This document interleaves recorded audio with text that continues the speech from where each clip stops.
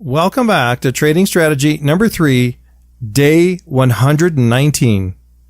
Repetition is the mother of retention and the grandmother of success. Let's take a few minutes and consider that statement.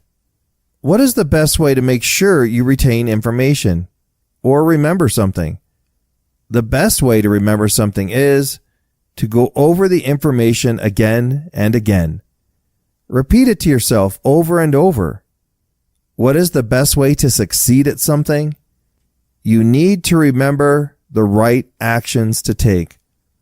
You only remember the right actions to take if you have practiced them. How many athletes and teams practice the same actions and plays over and over? Why do they do this? So they take the right actions at the right time.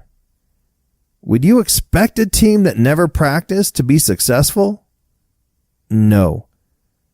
The markets are the biggest game in the world. Can anyone expect to be successful without practicing of the same thing over and over? No.